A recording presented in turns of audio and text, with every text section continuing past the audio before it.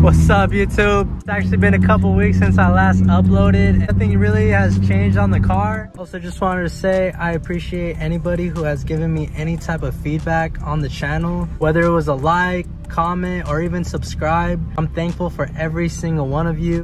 With that being said, if you guys could just keep showing that love and support, I'll for sure keep these videos coming.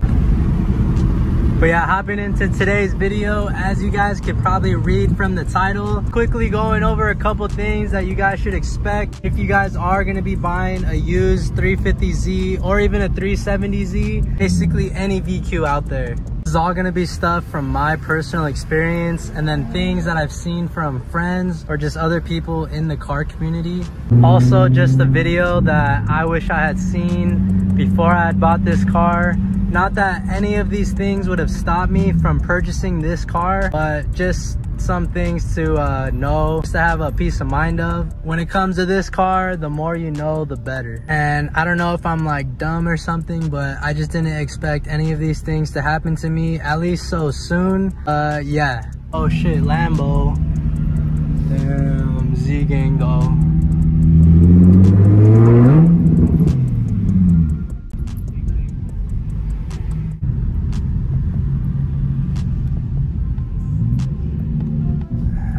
We made it. Oh yes, perfect. All right, cool. So we made it to the parking structure. It's funny, there was actually a cop right when I got to the top. It's really cool. He just asked me what I was gonna do up here. I told him I was gonna shoot a couple of videos from my car, and he was like, all right, just stay safe. So chill ass cop. Thank you, cop. Thank you for not being a dick and kicking me out of this parking structure. Yeah, let's hop into today's video. The first thing you could probably expect with any VQ engine, especially the DEs, is some oil consumption.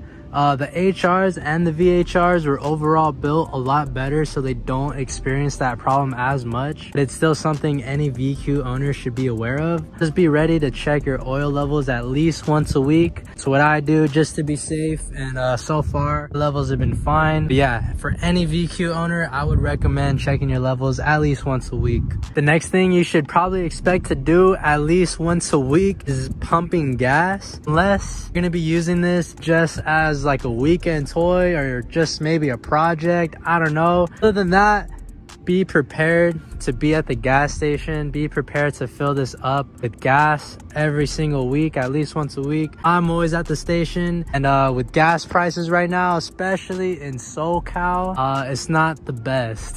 So just be ready. Just expect that every week. The next thing to expect and be ready for is the maintenance on the car. I mean, that pretty much goes for anyone buying any older or used car that might have a lot of miles. My 350Z is an 08, which is the last year of 350Zs, making it the newest one you can get. Even then, this year is starting to get old, being 2023, almost 2024. It doesn't even have that many miles relative to the year and other Zs out there, but even then, maintenance was required right away. I was planning on taking my time with the car, doing other things, but issues came up, whether it was tires, the brakes, O2 sensors, or etc. Whatever. Things had to be updated and now kept up to date. I would also look out for any problems with the cats, like leaks or if they're blown, as well as any part of the fuel system, just as simple as your gas gauge.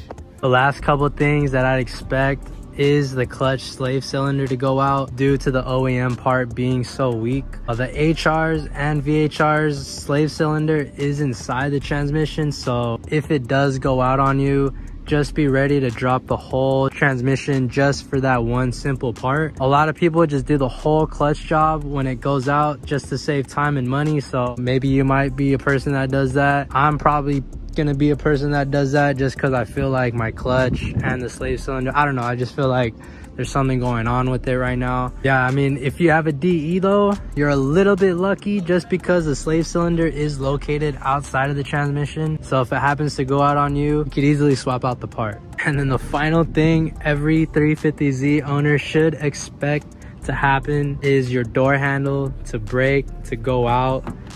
Even if it's not your fault, there's just always going to be that one passenger that maybe you forget to remind about the door handle, but they're just going to pull on it a little bit too hard, or pull on it while you're trying to unlock it, or just constantly pulling on it while it's locked. Someone's going to break it. Just expect to replace these at least once when you have this car, just because, you know, that's a very, very common issue on this car.